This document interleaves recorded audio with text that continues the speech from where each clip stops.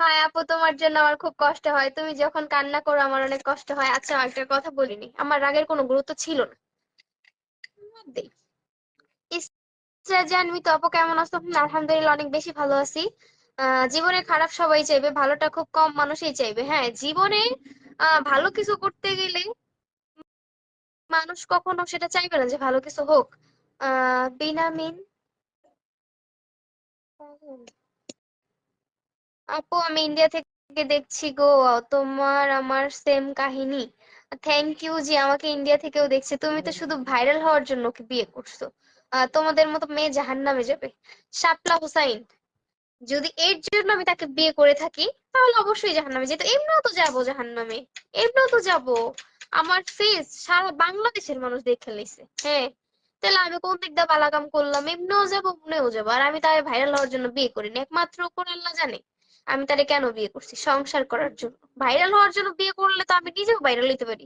অনকার যুগে ভাইরাল হওয়া ব্যাপার। যেমন ওই যে বরিশাল লাফা আমার এলাকায় কথা কয়ে তখন ভাইরাল হয়ে গেছে।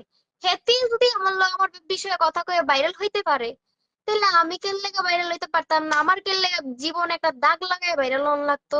আমিও তো পারতাম অন্য উপায়ে ভাইরাল হইতে। আমি কেন হেতির, আমি কেন এই বেড়ারে বিয়ে করে ভাইরাল হইলাম?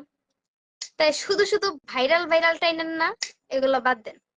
আপু, 5 ওয়াক্ত নামাজ পড়েন, আল্লাহর কাছে দোয়া করেন, ইনশাল্লাহ সব ঠিক হয়ে যাবে। একটা কথা বলি, আমি যখন ওইখানে ছিলাম আমি সব সময় মানে আমার ভেতরে না সব সময় খালি দোয়া করতাম, নামাজ পড়তাম। মানে এই সারাদিনে যদি আমি 5 ওয়াক্ত নাও পড়তে পারতাম, আমি 3 ওয়াক্ত পড়তাম।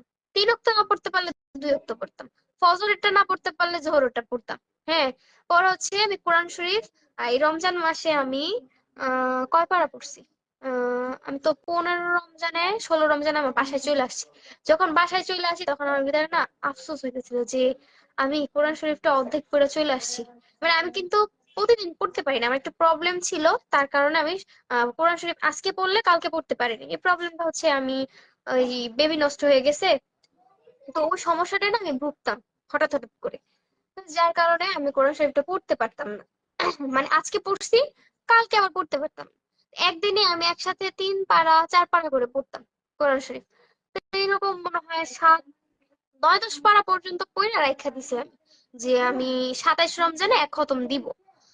যেহেতু আমি নতুন সংসার জীবনে আসছি, ইচ্ছা ছিল। আবার আমি তারও বলছি যে আমি এবার 1 খতম যদি কোরআন শরীফ দেই, তাইলে আপনি কিন্তু 27 রমজানের দিন মসজিদে মিলাদ পড়াই দিবেন। সেও বলছে আচ্ছা ঠিক আছে ঠিক আছে দিব। তো সেই কোরআন শরীফটা আমার আর পড়া হয়নি। আমি 27 রমজানের দিন আফসোস করতেছিলাম আর কান্না করতেছিলাম যে আমি আর কোরআন শরীফ পড়তে পারিনি। পরে হচ্ছে যে এখন নামাজের কথা বলেন, এখন নামাজ পড়ি না, পড়ি আবার পড়ি না, পড়ি আবার পড়ি না। কারণ ভাল লাগে না। আমি তো চাই না আমার সাথে এরকম হোক, কোনো মেয়েই চাইবে না। কোনো মেয়েই চাইবে না। যারা যারা বলেন যে 3 লাখ টাকা, 3 লাখ টাকা এখনকার যুগে কিছুই না, বুঝছেন? 3 লাখ টাকা এই যুগে কিছুই না। আমি যদি ভাইরাল হওয়ার জন্য তারা বিয়ে করতাম, উনি তো অনেক টাকা পয়সা, অনেক কয়েক কোটি টাকার মালিক। তো তাহলে তো কাবিন আমি 3 লাখ করতাম কেন? কাবিন তো আমি পারতাম 10 লাখ করতে। আমি তার যখন বিয়ে করছি, আমাদের কাবিন হয়েছে বিয়ের পরের দিন। হ্যাঁ, তো আমি বিয়ে করলাম কেন? বিয়ের পরের দিন কেন কাবিন হলো, বিয়ের দিন কেন কাবিন হইলো না? পারতাম না যে বিয়ের দিন কাবিন করতে?